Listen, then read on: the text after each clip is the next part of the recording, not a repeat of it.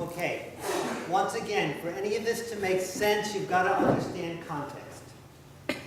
I want to find out who the people are in this congregation, in this crowd of humans here, who would have been part of the, not part of the problem, but part of the concern, part of the issue. So I've got two questions, all right? First of all, if you are a boy, a guy, and you are at least 14 years of age, but no older than 65, between 14 and 65, please stand and remain standing. Okay?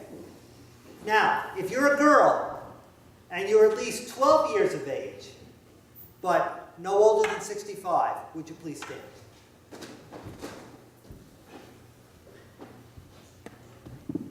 Okay, you're the problem. Have a seat. Let me explain. What? Are you supposed to leave? No, you need help more than anyone, right? Okay. I give you a dispensation from standing, Sharon. I realize you would have stood, but you have a very pretty. Yet. Okay. Well, what was all this about? Okay. First, in the context of Jesus, who is now leaving a role of just being teacher, affirming people, and playing more the role of prophet, challenging people. And for those of you who've been here for the last several weeks, there's been a theme, week after week after week. He tells a story that is really pointed and really gets under the skin of the audience he's speaking to. He tells a story, you want to be part of my movement? Okay, it's kind of like the vineyard, the story you heard last week, or 2 weeks ago. People in the vineyard weren't doing what they were supposed to do. They're not what they're supposed to be. They're going to lose out. Or the wedding feast from a week ago. People get invited. You don't want to come? Fine. You're out. He's really getting pointed at them. He's starting to make enemies because the people listening to him realize he's talking about them. He's challenging them to something very serious. So now, as happens in the political context all the time, somebody says something you don't like, you're going to go after that person. And that's exactly what happens. Leadership wants to force a confrontation, and they want to do it in public, and they want him to be embarrassed. They want to discredit him publicly. So they hire either Stephen Herbert or Stephen King or Sharon Scanlon or some other, put in the adjective lawyer, who has to frame the perfect question. And that's what they do. It is a perfect question. Is it lawful to pay taxes to the emperor or not? That is a question on the level of when did you stop beating your wife?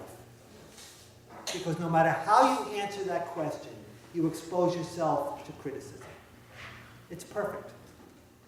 Say yes, you are giving political legitimacy to the army of occupation. Say no, that is an act of sedition for which you could be executed. And being a conquered religious people, they had to deal with a bunch of taxes, okay? So, you catch like me. I'm a Mets fan. Don't worry, it's only a quarter. It's not a denarius yet. Whose head is on it? Caesar. Caesar, in a sense, okay? In addition to being good, faithful, religious people who had to pay a tax to the temple once a year, there were 3 potential taxes you paid to the Roman government. 2 of which, if you're a landowner, well, one of which you're a landowner you have to pay, one of which is your income tax, and one of which is a special category that I had you stand up in.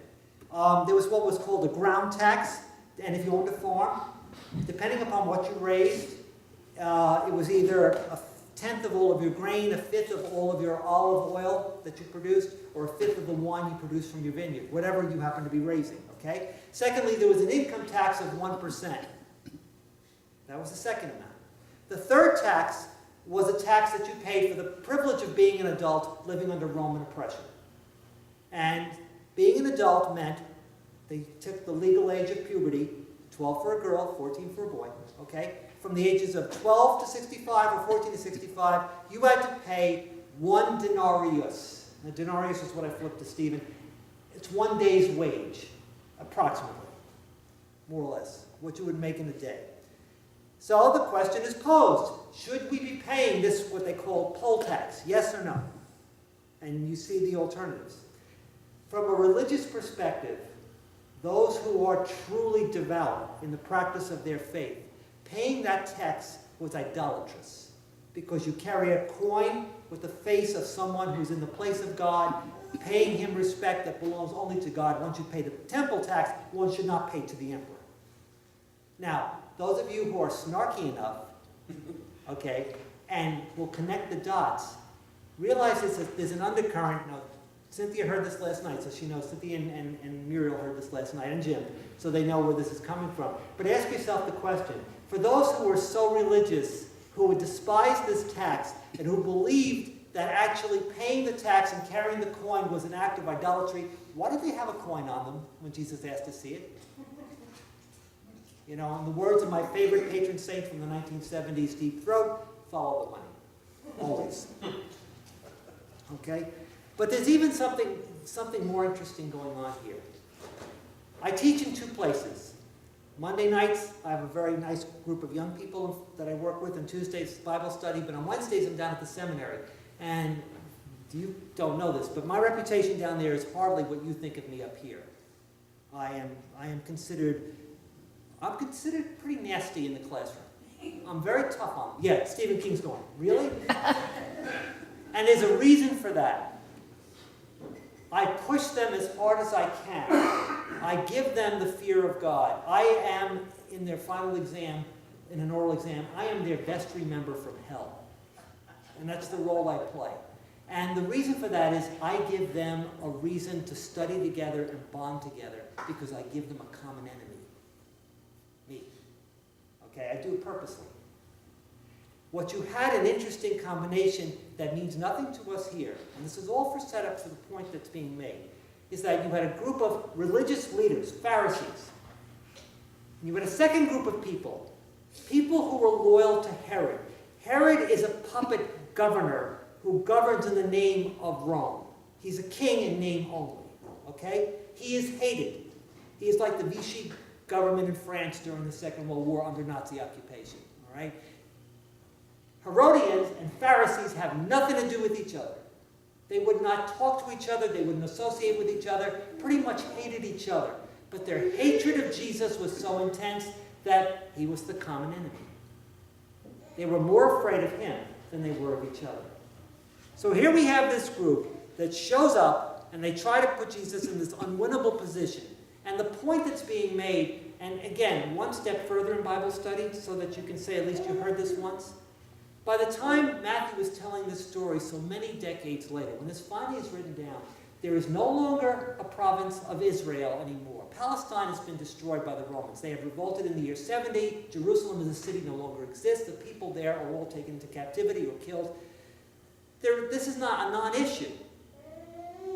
But the principle they're arguing about is an issue that remains to this very day. And the principle comes to this. In the end, who do you belong to? Because we are citizens of two cities. As St. Augustine said, the city of man and the city of God. We belong to a nation state. All right? We live in a nation. We make use of its services. There is a need for the state. There is a need for what the state should be doing in terms of protection, of order, education, health care, law, first response to emergency situations. These are the things government exists for. And if we make use of its services, we have an obligation to support the common good. And that's when Jesus says, render to Caesar what belongs to Caesar. But when there is a conflict, when it crosses into the realm of conscience, then give to God what belongs to God. Here's the trap and the simple part of the question. Friends, what belongs to God? Everything. Everything. When you pray the Lord's Prayer later on and you say, thy will be done on earth as in heaven, who's doing that will? Us. Why? Because we render to God what belongs to God. We live in two cities.